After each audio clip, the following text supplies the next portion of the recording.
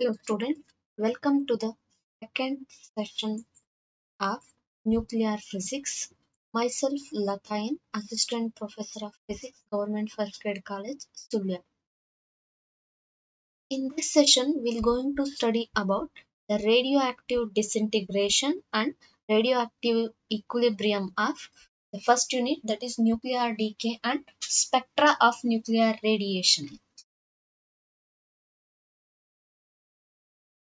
Learning objective of this unit is we are already discussed to study about nuclear decay, radioactive equilibrium and its type, radioactive dating, and nuclear decay and its radiation spectra, and nuclear radiation units. Topics covered in this session are introduction to successive disintegration, expression for number of atoms in daughter nuclei, radioactive equilibrium, and types of radioactive equilibrium. In the radioactive equilibrium, in this session, we're going to study about transient equilibrium. First, we'll discuss about what is nuclear disintegration. We are already discussed about nuclear decay.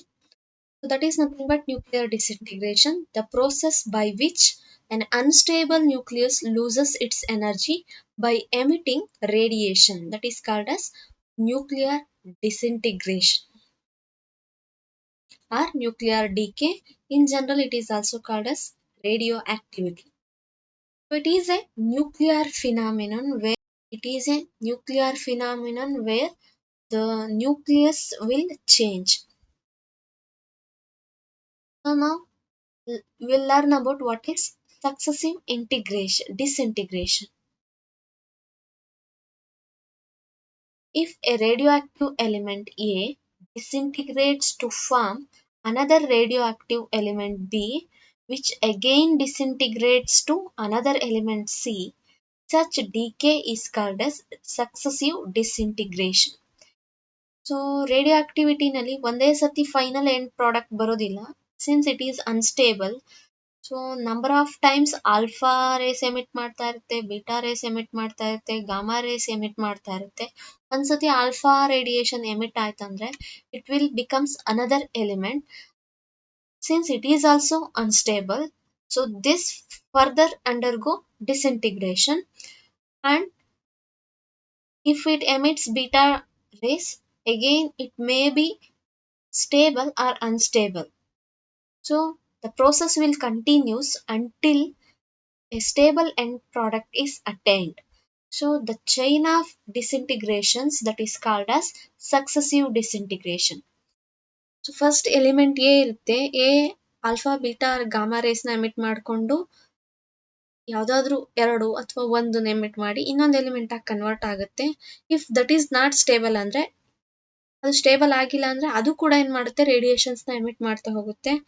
ಇನ್ನೊಂದು daughter nuclei formation ಆಗುತ್ತೆ. ಅದು stable ಆದ್ರೆ ತೊಂದರೆ ಇಲ್ಲ, stable ಅಲ್ಲ ಅಂದ್ರೆ further it will emits radiation and tries to become stable nuclei. So ಈ ತರ ಚೈನ್ ಆಫ್ ರೇಡಿಯೇಷನ್ಸ್ ಎಮಿಟ್ ಆಗಿ ಚೈನ್ ಆಫ್ ರಿಯಾಕ್ಷನ್ಸ್ ಆಗ್ತಾ ಇದೆ ಅಂದ್ರೆ ಅಂತ ಡಿಸಿಂಟಿಗ್ರೇಷನ್ ನ ನಾವೇನಂತ ಕರಿತೀವಿ, ಸಕ್ಸೆಸಿವ್ ಡಿಸಿಂಟಿಗ್ರೇಷನ್ ಅಂತ ಕರಿತೀವಿ. So first will go through theory of successive disintegration. Theory of successive disintegration ಅಲ್ಲಿ ನಾವೇನ್ ಮಾಡ್ತೀವಿ, ಡಾಟರ್ ನ್ಯೂಕ್ಲಿಯೈ ಫಾರ್ಮೇಶನ್ ಆದಾಗ what will be the number of atoms in the daughter nuclei at particular time ಏನಿದೆ ಅದನ್ನ find out ಮಾಡ್ಬೋದು. Let us assume ಇಲ್ಲಿ 3 elements ಇದೆ ಅಂತ ಅನ್ಕೊಳ್ಳುವ. Let A will be the parent nuclide and B will be the unstable daughter nuclide and C will be the stable end product. Actually nuclear reactions ಆಗುವಾಗ number of disintegration ಆಗುತ್ತೆ. ನಾವಿಲ್ಲಿ ನಮ್ಮ calculations ಪರ್ಪಸ್ಗೋಸ್ಕರ 3 elements ಇದೆ ಅಂತ ತಗೊಳ್ತಾ ಇದೀವಿ successive disintegration ಅಲ್ಲಿ. It can be applicable to number of daughter nuclei.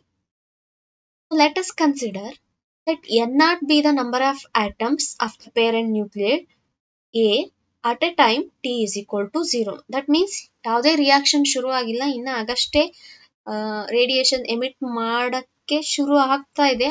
ಆವಾಗ time t is equal to 0 ಅಂದಾಗ number of atoms in the parent nucleide will be equal to n naught ಅಂತ assume ಮಾಡ್ಕೊಳ್ಳುವ.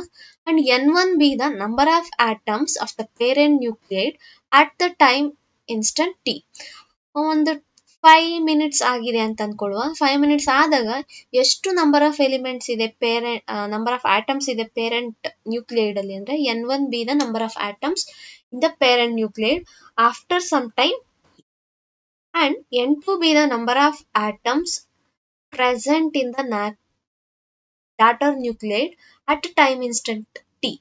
That means 5 minutes ಆದ್ಮೇಲೆ n1 will be the number of atoms in the parent nucleide and n2 will be the number of atoms in the daughter nucleide. ಅಂದ್ರೆ A ಎಷ್ಟು ಕಡಿಮೆ ಮಾಡ್ಕೊಂಡಿರ್ತದೋ ಅಷ್ಟೇನಾಗಿರುತ್ತೆ daughter nuclide atoms ಆಗಿರ್ತದೆ. So number of atoms in the parent ಎಷ್ಟಿರುತ್ತೆ n1 ಅಂದ್ಕೊಳ್ಳೋಣ. Number of atoms in the daughter at time t ಅಂದ್ರೆ n2. ಇದು ಎಷ್ಟು ಡಿಸಿಂಟಿಗ್ರೇಟ್ ಆಗಿರುತ್ತೆ ಅಷ್ಟು number of daughter elements formation ಆಗ್ತಾ ಹೋಗ್ತದೆ. Let lambda 1 and lambda 2 be the disintegration constants. According to law of radioactive disintegration, what is law of disintegration? The rate of change of parent nucleide is directly proportional to number of atoms present in the parent nucleide at that time. That is law of radioactive disintegration. So here parent nucleide alli at time t n1 ಇದೆ ಅನ್ಕೊಂಡ್ರೆ rate of disintegration will be given by dn1 by dt which is equal to minus lambda 1 n1. So let us call this as equation number 1. ಹಾಗಾದ್ರೆ rate of formation of daughter ಏನಾಗಿರುತ್ತೆ, ಎಷ್ಟು n1 ಅಲ್ಲಿ ಎಷ್ಟಿರ್ತದೆ ಅಷ್ಟು daughter ಅಲ್ಲಿ formation ಆಗ್ತಾ ಇರುತ್ತೆ. Rate of formation ಇದ್ರ ಮೇಲೆ ಡಿಪೆಂಡ್ ಆಗಿರುತ್ತೆ ಪೇರೆಂಟ್ ಎಲಿಮೆಂಟ್ ಅಲ್ಲಿ ಎಷ್ಟು ಆಟಮ್ಸ್ ಇದೆ. ಸೊ ಪೇರೆಂಟ್ ಎಲಿಮೆಂಟ್ ಅಲ್ಲಿ ಎಷ್ಟಿದೆ n1 ಇದೆ, disintegration constant is n1. That's why the rate of formation of daughter nucleide is lambda 1 n1. In the same way, the rate at which daughter nucleide B decays ಅಂದ್ರೆ B formation ಆಗಿದ್ದು ಅದು end product ಅಲ್ಲ, ಅದು ಏನಾಗ್ತಾ ಇದೆ disintegrate ಆಗ್ತಾ ಇದೆ. So ಯಾವ ರೇಟ್ ಅಲ್ಲಿ ಡಿಸಿಂಟಿಗ್ರೇಟ್ ಆಗ್ತಾ ಇದೆ ಅಂತಂದ್ರೆ ಬಿ ನಲ್ಲಿ ಆ ಪರ್ಟಿಕ್ಯುಲರ್ ಟೈಮ್ ಅಲ್ಲಿ ಎಷ್ಟು ನಂಬರ್ ಆಫ್ ಆಟಮ್ಸ್ ಇತ್ತು ಅದ್ರ ಮೇಲೆ ಡಿಪೆಂಡ್ ಆಗುತ್ತೆ ಎಷ್ಟಿರುತ್ತೆ. n2 will be the number of atoms of the unstable nucleide B, that is represented by lambda 2 n2 will be the rate of formation of C or rate of decay of B. Therefore, the net rate of formation of atoms of B is given by finally C ಇಷ್ಟಿದೆ, rate of formation of daughter ಇಷ್ಟಿದೆ, lambda 1 n1 ಇದೆ ಅಂತಂದ್ರೆ net rate of formation ಅಂದ್ರೆ produce ಆಗ್ತಾ ಇರೋದು ಮತ್ತೆ loss ಆಗ್ತಾ ಇರೋದು ಕಳ್ಕೊಂಡು ಮಿಕ್ಕಿರೋದು ಎಷ್ಟಿದೆ that is represented by lambda 1 n1 minus lambda 2 n2.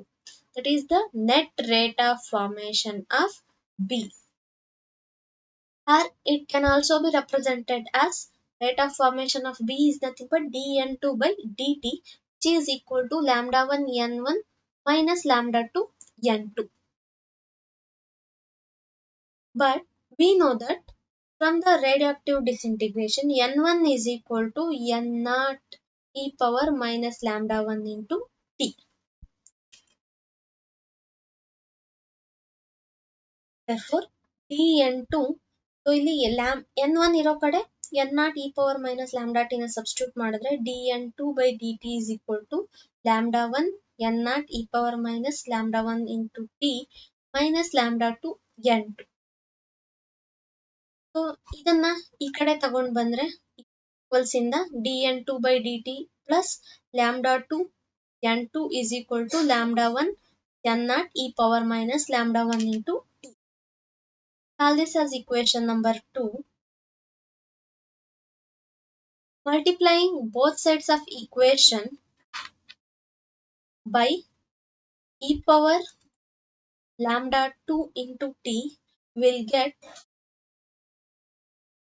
dn2 by dt into e power lambda 2 into t plus lambda 2 n2 e power lambda 2 into t is equal to lambda 1 n naught e power minus lambda 1 into t into e power lambda 2 into t. ಇದನ್ನ simplify ಮಾಡಿದಾಗ e power lambda 2 minus lambda 1 into t t common ತೆಗಿಬಹುದು. So here ಈ format ನೋಡಿದ್ರೆ so ಇಲ್ಲಿ n2 e power lambda 2 into t ನ differentiate ಮಾಡಿದಾಗ ನಾವೇನ್ ಮಾಡ್ಬೋದು, ಈ ಇಕ್ವೇಶನ್ ಬರುತ್ತೆ. ಹಾಗಾಗಿ this whole equation can be replaced as d by dt of n2 e power lambda 2 into t. ಇದನ್ನ ಫಸ್ಟ್ ಫಂಕ್ಷನ್, ಇದನ್ನ ಸೆಕೆಂಡ್ ಫಂಕ್ಷನ್ ಅಂತ ತಗೊಳ್ಳೋದಾದ್ರೆ differentiation of first function, second function ಹಾಗೆ ಇಟ್ಕೊಂಡಿದೀವಿ. ನೆಕ್ಸ್ಟ್ ಫಸ್ಟ್ ಫಂಕ್ಷನ್ ಹಾಗೆ ಇಟ್ಕೊಂಡಿದೀವಿ, differentiation of second, that is lambda 2 e power lambda 2 into t.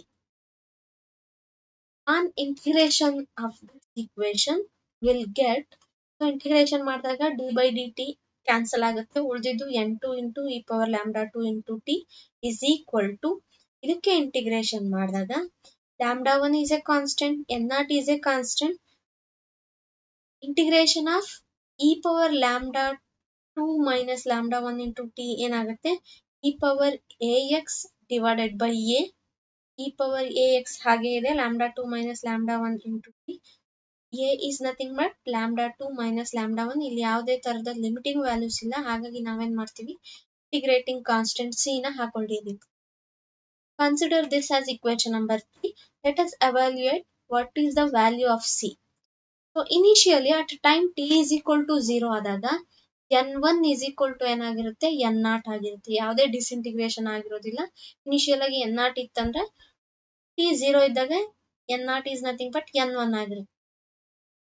ಏನು ಇನಿಷಿಯೇಟೇ ಆಗಿಲ್ಲ ಅಂದ್ರೆ rate of formation of daughter nuclei ಇರೋದೇ ಇಲ್ಲ, number of daughter nuclei, that's why n2 will be equal to 0.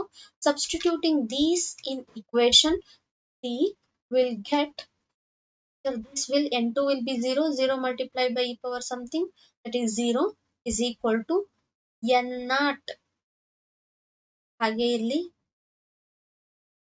n1 ಹಾಗೆ ಇದೆ, e power lambda 2 minus lambda 1 into 0, e power 0 is nothing but 1. So ಉಳಿದಿದ್ದು lambda 2 minus lambda 1 plus c ಇದೆ. ಈ ಕಡೆ ತಗೊಂಡಾಗ c is equal to minus lambda 1 n0 divided by lambda 2 minus lambda 1 ಬರ್ತದೆ. Substituting the value of c in equation b. After substitution ನಮಗೆ ಏನು ಸಿಗುತ್ತೆ, n2 e power lambda 2 into t, lambda 1 n0 e power lambda 2 minus lambda 1 into t divided by lambda 1 minus lambda 2 minus lambda 1 minus c value substitute ಮಾಡಿದಾಗ lambda 1 n0 divided by lambda 2 minus lambda 1. So LCM ತಗೊಂಡು simplify ಮಾಡಿದಾಗ ಇಲ್ಲಿ lambda 1 n0 ಎರಡು ಕಡೆ common ಇದೆ, ಹೊರಗಡೆ ತಕೊಂಡಿದೀವಿ, lambda 2 minus lambda 1 ಕೂಡ common ಇದೆ, e power lambda 2 minus lambda 1 into t minus 1 ಉಳಿತದೆ. ಸೊ ನಮಗೆ ಬೇಕಾಗಿರೋದು number of atoms present in the daughter nuclei, that's why n2 ಮಾತ್ರ ಬೇಕಾಗಿದೆ. e power lambda 2 by t ನ lambda 2 into t ನ ಈ ಕಡೆ ಕಳಿಸಿದ್ರೆ ಡಿನಾಮಿನೇಟರ್ ಅಲ್ಲಿ e power lambda 2 t ಬರುತ್ತೆ, ಅದು ಮೇಲೆ ಹೋದಾಗ ಏನಾಗುತ್ತೆ, ಮೈನಸ್ ಆಗ್ತದೆ, ಪ್ಲಸ್ ಮೈನಸ್ ಕ್ಯಾನ್ಸಲ್ ಆದ್ರೆ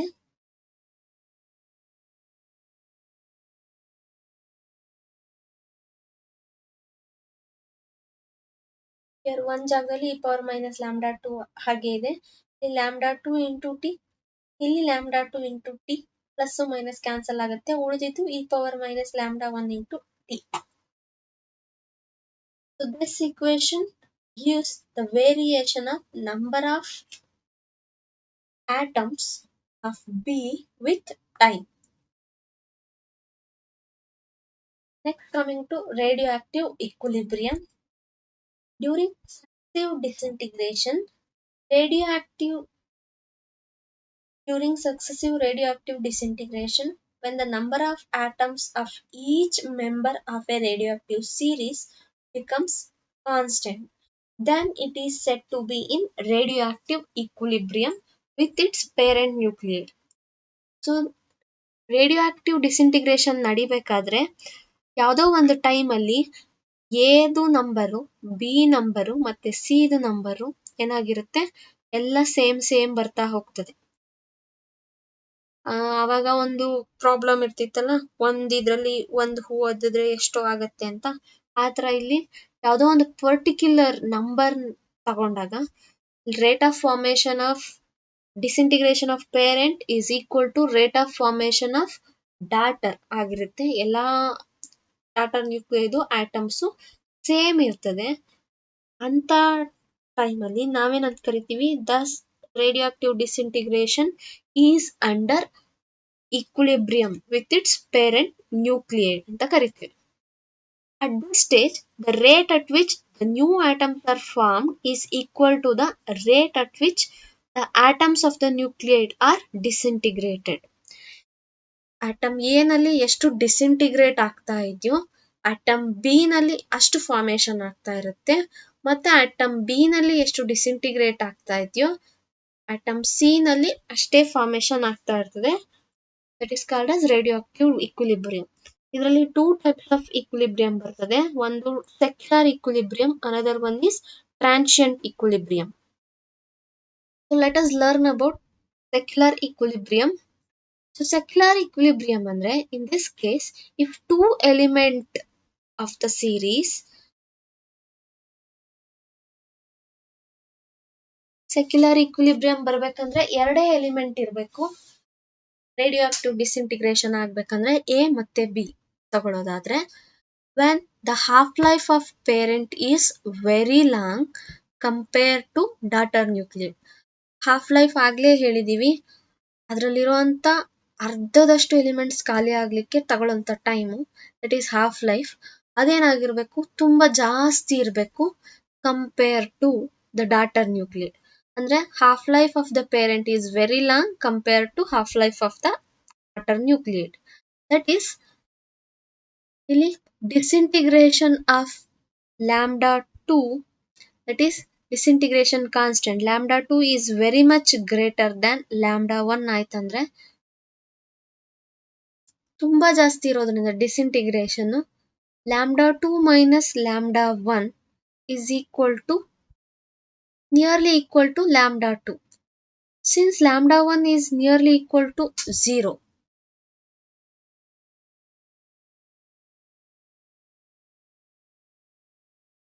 so E power minus lambda 1 into T ನ ನಾವೇನಂತ ಕರಿತೀವಿ, 0 ಆಗ್ತಾ ಇದೆ ಹತ್ತತ್ರ ಅಂದ್ರೆ E power 0 is nothing but 1. So considering the previous equation which we were derived, n2 is equal to lambda 1 n naught divided by lambda 2 minus lambda 1 e power minus lambda 1 into t minus e power lambda 2 into t.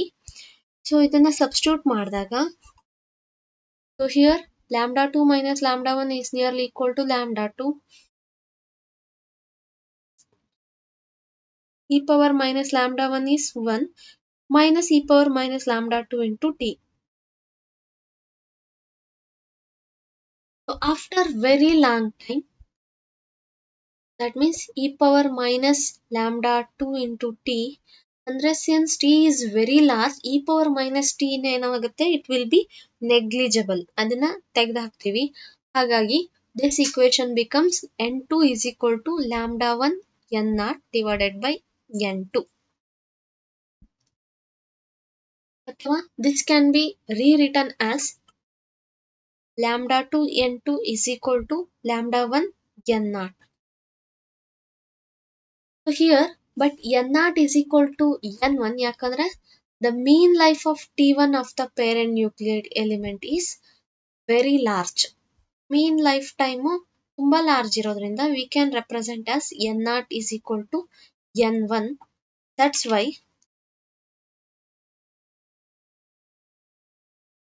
so we can replace n naught as n1 ಹಾಗಾಗಿ λ1 n1 is equal to λ2 n2 ಯಾವಾಗ ಆಗುತ್ತೆ? So this implies that the rate of formation and rate of disintegration of the daughter nucleate becomes equal. So this type of equilibrium reached by the daughter nucleate with the parent nucleate, that is known as secular equilibrium ಅಂತ ಕರಿತೀವಿ, or it is also called as permanent equilibrium. So the references for this session are listed. Thank you.